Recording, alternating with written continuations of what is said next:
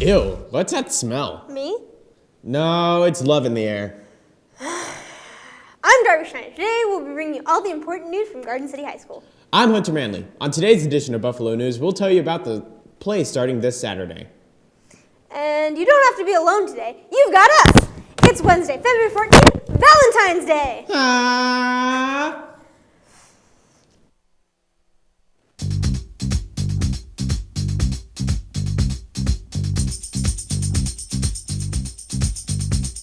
Love is in the air, everywhere I look around. Love is in the air, every sight and every sound. And I don't know if I'm being foolish, don't know if I'm being wise.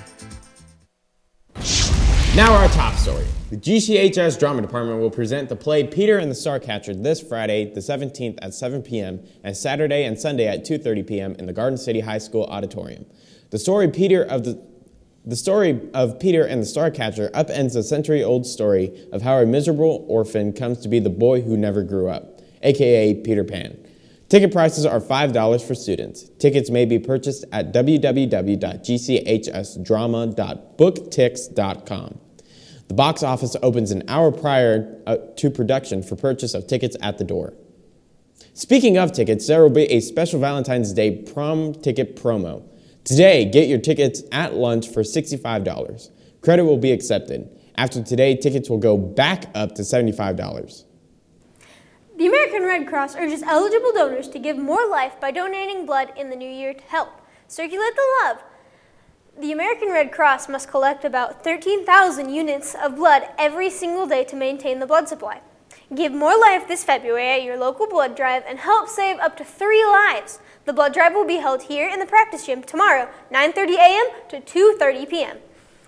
To view available times and to schedule your donation appointment, go online to www.redcrossblood.org. Photo ID or Red Cross donor card is required. Each pint collected counts towards scholarship dollars for a high school senior. The annual Southwest Kansas Cheer and Dance Showcase will be held this Saturday in the main gym from 10 a.m. until 1 p.m. Admission is $5. The school district is piloting a new bus riding program. For more on this, here's BBS TV's Deborah Medina.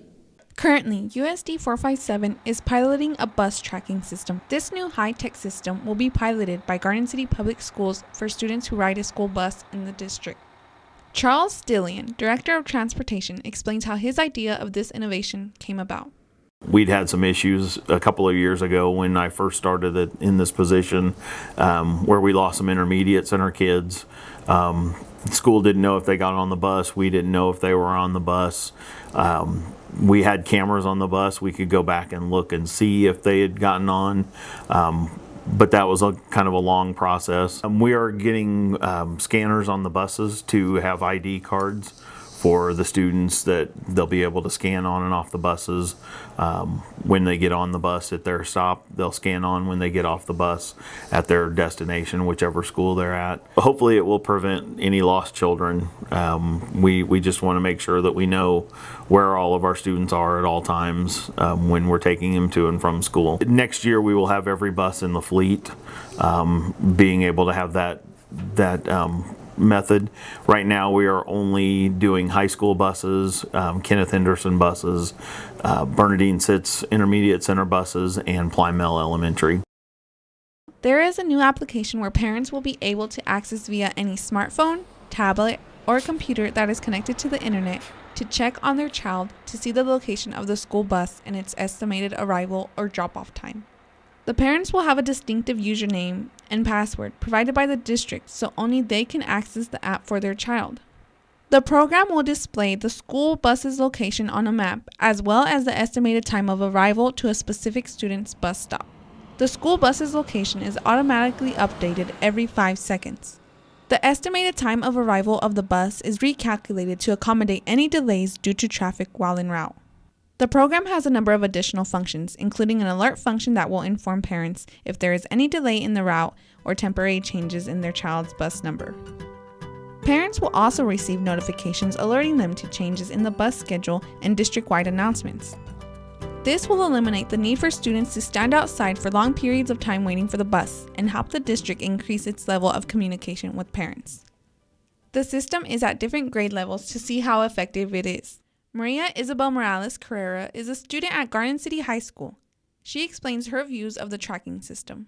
I think it's beneficial because you understand the way people move. They go on and off of places, but really after the people get off, it's not their problem anymore. I think for high schoolers, it's not that useful, because I feel like we're more mature and we're responsible enough to understand that if we don't ride the bus or something, we'll have to be able to get home some other way. But for little kids, it's really helpful to make sure that they don't get hurt or stolen or kidnapped and they get on and off places safely. Her mother, Isabel Morales, states her opinion and insight of being a parent. For me, it is not a safety feature. Safety is within me as a parent to make sure they are on the bus, make sure they could get on safely, and wait for them to arrive. That is the best kind of safety that I, as a parent, could offer.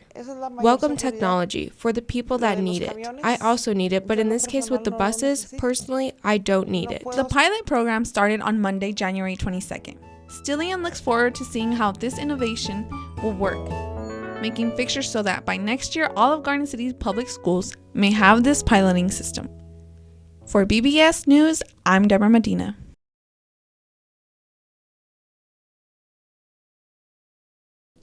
Thanks, Deborah. Every current 10th and 11th grader must attend one of the 4 remaining enrollment seminars to complete the course selection process this next school year. The parents are invited and encouraged to attend, but is not required. The seminars will start in the Arts and Communications Academy Student Learning Center. The next one will be held Friday, February 16th from 8 a.m. to 9:30 a.m. The GCHS Parent-Teacher Conferences will be held next week. Times are Wednesday, February 21st, 4:30 to 7 o'clock p.m., Thursday, February 22nd, 10:30 to 7 p.m., and Friday, February 23rd, 7 to 9:20 a.m. This was the first year that Garden City sent participants to the Girls State Wrestling Tournament, and our 3 participants wrestled well. Angelina Serrano finished the day with a 1-2 record. Giselle Gutierrez finished 4th in the 120A bracket, and Chloe Sullivan took 3rd. Our boys wrestling team will next hit the mats Friday for their Super Regional at Wichita South.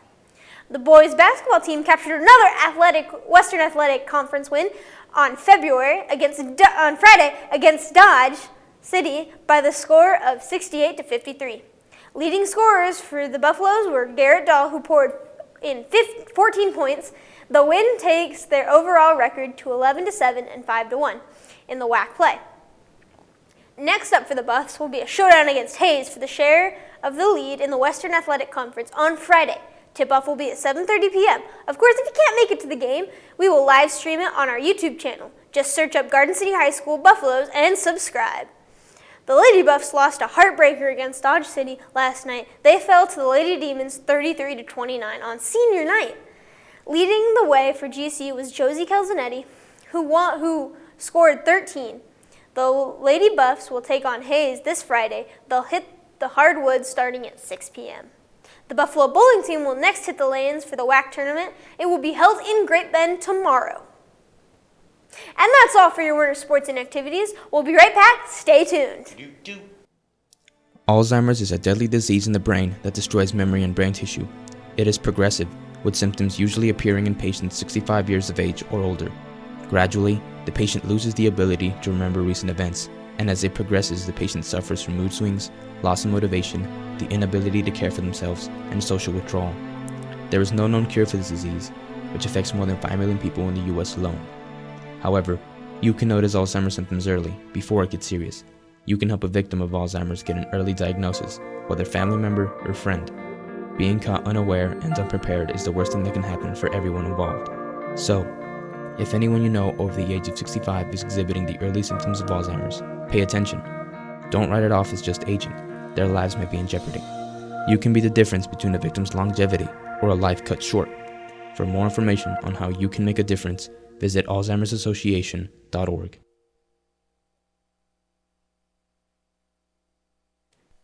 And finally today, school will be in session tomorrow morning, but there will be no school in the afternoon for a scheduled in-service for teachers. Tomorrow there will not be a first or seventh hour, and we'll begin the day with second hour. There will be no school on Friday, as it is a work day for teachers.